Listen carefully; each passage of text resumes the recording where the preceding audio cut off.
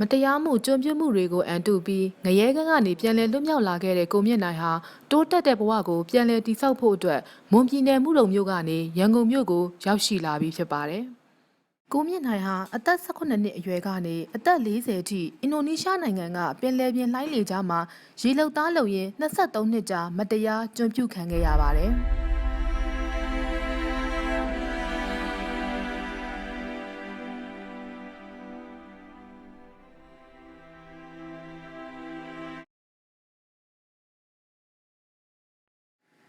အခုဆိုရင်ရန်ကုန်မြို့ပြည်လမ်းမှာရှိတဲ့သူ့ကိုကူညီထားတဲ့အဖွဲ့အစည်းကမိသားစုတွေနဲ့ခိတ္တနေထိုင်နေပါတယ်။သူတစ်ချိန်ကတက်ကြွခဲ့တဲ့လက်မှုပညာကိုမေ့နေခဲ့ပြီးအခုမှပြန်လဲတတိယမိခဲ့တာပါ။သူတက်ကြွတဲ့ကြိုးကိုပခတ်ရက်ရင်းတစ်ခုကို9000ကျပ်နဲ့ရောင်းချနေပါတယ်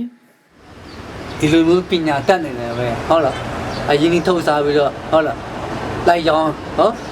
အင်တာနက်တင်လိုက်ရောင်းပြီးသားဆိုကျွန်တော်အဲ့လောက်တည်းဒုက္ခမရောက်ဘူး။ဘုံလုံးကဖြစ်ခဲ့တယ်ပေါ့လေဘုံလုံးကပုတ်လုံးမှဆိုလို့ရှိရင်ဘုံကပြင်ဒုက္ခမရောက်ဘူးအေးလုံမရလားလုံမပြီးတာပြီးပါစီအခုကလောဆယ်ဒါလေးကိုတော့ဘယ်လိုလဲကျိုးစားကန်စားတာဒါလေးကိုလည်းမလုံနေပေါ့အဲ့လိုပုံစံမျိုးလုံနေ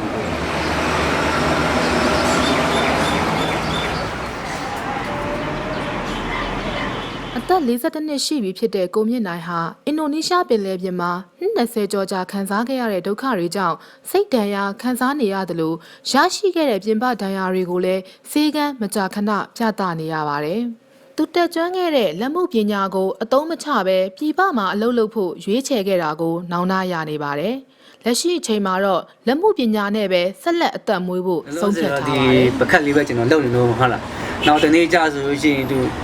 အစင်ပြေတာမှအလုပ်ဆိုလို့ရှိရင်တော့ဟုတ်လားခြံမှဖြစ်ဖြစ်ဘာဖြစ်လောက်ရအောင်မဟုတ်လားလောက်ရမယ်ဆိုတခုလည်းမဟုတ်ဘူးလေဟုတ်လားခြံလောက်ရမယ်ဆိုလို့ရှိရင်ခြံလည်းလောက်မှဒါလည်းလောက်မယ်ဟောနှစ်ဖက်နှစ်လမ်းပေါ့ကိုဟုတ်လားနှစ်ဖက်နှစ်လမ်းအစင်နဲ့ပြီးသွားတော့တက်စီရောခြောင်အောင်လည်းပေါ့ကျွန်တော်အဲ့လိုမျိုးတမလောလောဆယ်အခုကတော့မောက်စီမှာနေတော့အမအရင်ထုတ်တော့ပေးတယ်ဟောပကတ်ချုပ်တယ်ပကတ်ထိုးတယ်ရောင်းတယ်ရောင်းပြီးအမတို့အရင်ပြန်ပေးလိုက်မယ်မြက်တာကျွန်တော်ယူမယ်အဲ့လိုမျိုးကျွန်တော်အဲ့လိုမျိုးအမပြောတာကအဲ့လိုမျိုး